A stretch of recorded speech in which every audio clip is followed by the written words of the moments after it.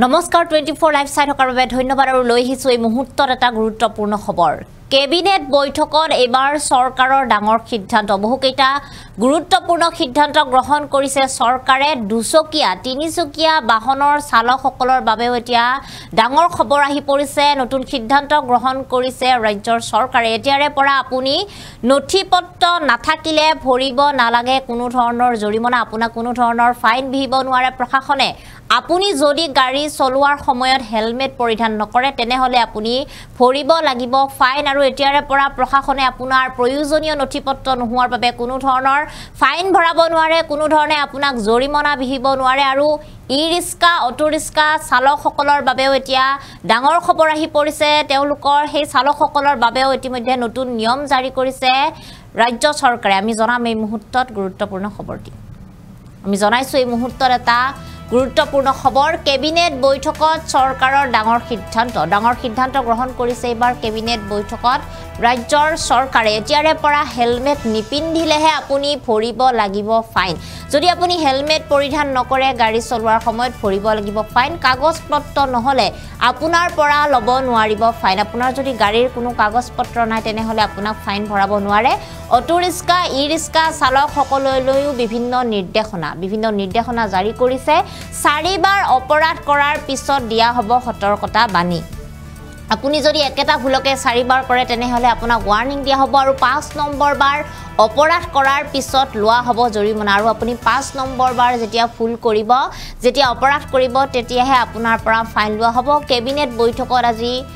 ৰাজ্যৰ চৰকাৰে বিভিন্ন ধৰণে গুৰুত্বপূৰ্ণ সিদ্ধান্ত গ্ৰহণ কৰিছে আৰু ইতিমধ্যে মুখ্যমন্ত্ৰীয়ে এই কথা প্ৰকাশ কৰিছে তো এই কথা ঘোষণা কৰিছে আৰু এটা ডাঙৰ খবৰ বুলি ক'ব লাগিব এটা বিশেষ খবৰ বুলি ক'ব লাগিব কিয়নো ইতিমধ্যে যেহেতু কেবিনেট বৈঠকত চৰকাৰে ডাঙৰ সিদ্ধান্ত গ্ৰহণ কৰিছে ইয়াৰ পূৰ্বেও বিভিন্ন ধৰণে গাড়ী চলোৱাৰ ক্ষেত্ৰত বা বিভিন্ন ধৰণৰ চালকসকলৰ বাবে বিভিন্ন ধৰণৰ আইন তেওঁলোকে প্ৰযোজ্য কৰিছিলে বিভিন্ন ধৰণৰ নীতি নিৰ্দেশনা দিয়া আছিল আৰু এই সকলো নীতি নিৰ্দেশনাৰ পিছত এবাৰ পুনৰ বিভিন্ন ধৰণে গুৰুত্বপূৰ্ণ আলোচনা কৰাৰ পিছত গুৰুত্বপূৰ্ণ সিদ্ধান্ত গ্ৰহণ কৰিছে ডাঙৰ সিদ্ধান্ত গ্ৰহণ কৰিছে কেবিনেট বৈঠকৰ অন্তত চৰকাৰে এতিয়াৰে পৰা প্ৰতিজন বাইক চালকৰ বাবে এটা ডাঙৰ খবৰ কিয়নো এতিয়াৰে পৰা আপুনি কেৱল মাত্ৰ গাড়ী চলোৱাৰ সময়ত যদি আপুনি আপোনাৰ হেলমেটটো পৰিধান নকৰে তেনেহলে আপুনি ভৰিব লাগিব জৰিমনা তাৰ বাদে আপুনি যদি আপোনাৰ গাড়ীৰ কোনো প্ৰয়োজনীয় নথিপত্ৰ আপোনাৰ লগত নাই আৰু আপুনি কৰবালৈ গৈছে তেতিয়া কোনো ধৰণে আৰক্ষীয়ে আপোনাক হাৰাশাস্তি কৰিব নোৱাৰে আপোনাক জৰিমনা বিহিব নোৱাৰে কিন্তু কেৱল হেলমেটটো হ'ব প্ৰযোজ্য হেলমেট নোহোৱাকৈ আপুনি চলাব নোৱাৰিব দুচকীয়া বাহন আৰু ইতিমধ্যে যিসমূহ অটোৰিস্কা যিসমূহ ই-ৰিস্কা চালক সেই সকললৈও ডাঙৰ খবৰ আহি পৰিছে সেই সকলক বিভিন্ন ধৰণে নিৰ্দেশনা দিয়া হৈছে এজন অটোৰিস্কা চালক বা এজন ই-ৰিস্কা চালকে যদি একেটা ভুলকে বাৰে বাৰে কৰি থাকে তেনেহলে তেওঁক 4 বাৰ ওয়াৰ্নিং দিয়া হ'ব 4 বাৰ তেওঁ ওয়াৰ্নিং দি বুজাই দিয়া হ'ব আৰু তাৰ পিছতো যদি তেওঁ নিজৰ ভুলটো শুধৰাই নলয় তেওঁ যদি একেটা ভুলকে বাৰে বাৰে কৰি থাকে তেনেহলে 5 নম্বৰ বাৰ তেওঁ অপৰাধ বুলি গণ্য কৰা হ'ব আৰু সেই বাৰ তেওঁৰ পৰা জৰিমনা লোৱা হ'ব 5 নম্বৰ বাৰ তেওঁৰ পৰা জৰিমনা লোৱা হ'ব এটা ৰাজ্য চৰকাৰে ডাঙৰ সিদ্ধান্ত গ্ৰহণ কৰিছে কিয়নো সকলো চালককে এতিয়া বিভিন্ন ধৰণে সুযোগ দিয়া দেখিবলৈ পোৱা গৈছে ইয়াৰ পূৰ্বে যেহেতু বিভিন্ন ধৰণে গাড়ী চলোৱালে বিভিন্ন ধৰণে ভুল কৰিলে আসলতে জধে মধে হাৰাশাস্তি কৰা হয় জধে মধে ফাইন বিহি দিয়া হয় আৰু ইতিমধ্যে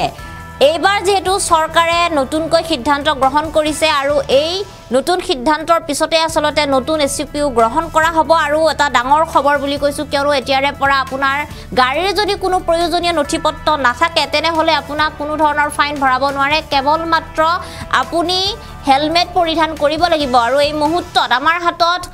ৰাজ্যৰ মুখ্যমন্ত্ৰী গৰাকীৰ সেই মন্তব্য আছে তেওঁ কি কৈছিলে আমি আপোনালোকক শুনাইছো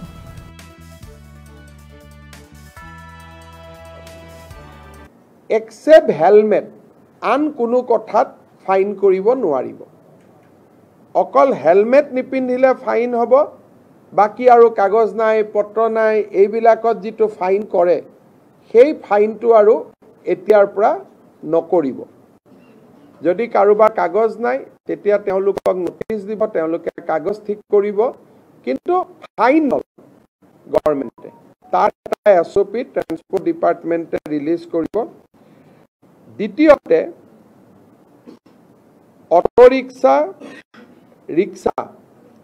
যিকোনো তিনি হুইলাৰ তিনিচুকীয়া যুক্ত গাড়ীক 4 বাৰকৈ তেওঁলোকে ৰিপিটেড অপৰাধ নকৰালৈকে তেওঁলোকৰ পৰা কোনো ফাইন নোলোৱাৰ সিদ্ধান্ত লৈছে।